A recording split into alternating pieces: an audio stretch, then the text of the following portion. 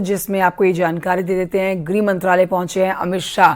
केंद्रीय गृह मंत्री मोदी सरकार 3.0 में एक बार फिर से अमित शाह को गृह मंत्रालय दिया गया है और अब उसी जिम्मेदारी को निभाते हुए आज गृह मंत्रालय पहुंचने की अमित शाह की तस्वीरें सामने आ रही हैं। सीधी तस्वीरें आप तक पहुंचा रहे हैं।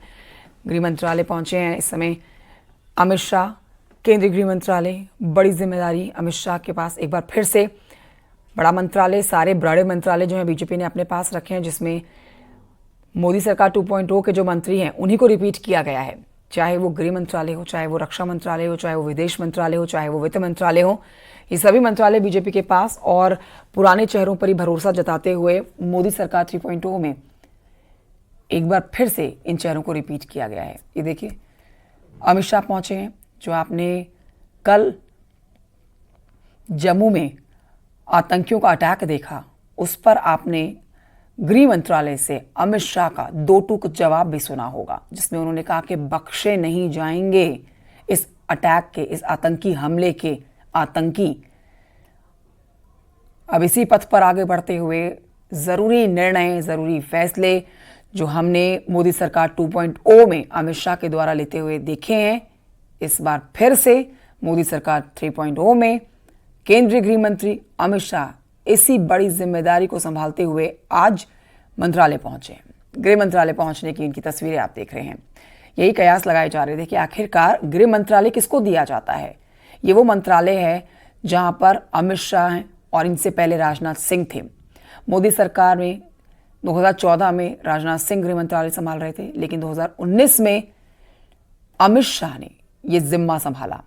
अब 2024 में भी इसी कमान को संभालते हुए अमित शाह आज मंत्रालय पहुंचे हैं। आज अब लगातार तस्वीरें वो देख रहे हैं, उन नवनिर्वाचित मंत्रियों की तस्वीरें भी देख रहे हैं और जिन चेहरों को रिपीट किया गया है उनको भी आप देख रहे हैं, जिन्होंने पीएम के साथ, नरेंद्र मोदी के साथ शपथ ग्रहण की है। तो 71 वो नए मोदी, ड्रीम मोदी कैबिनेट के वो मंत्री हैं जिन्होंने कार्यभार संभाल लिया है। चुनावी सभाओं में आपने अमित शाह की गूंज सुनी है, चाहे वो उत्तर प्रदेश हो, चाहे वो बिहार हो, चाहे वो पश्चिम बंगाल हो, चाहे वो राजस्थान हो।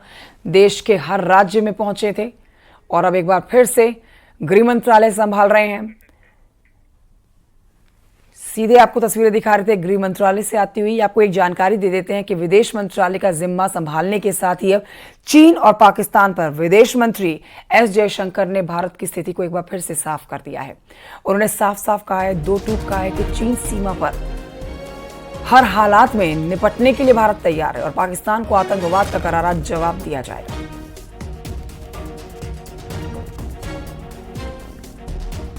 चाइना के बारे में कहा, वो अलग देश है, रिश्ते भी कुछ अलग हैं, वहाँ जो समस्या है वो भी कुछ अलग है।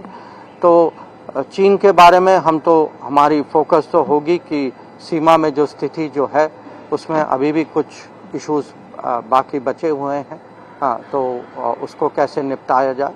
और पाकिस्तान के साथ ये भी आप जानते हैं कि विषय जो है सालों से वो जो आतंकवाद का विषय जो है, cross border terrorism, how do we find a solution to it so that cannot be the policy of a good neighbor.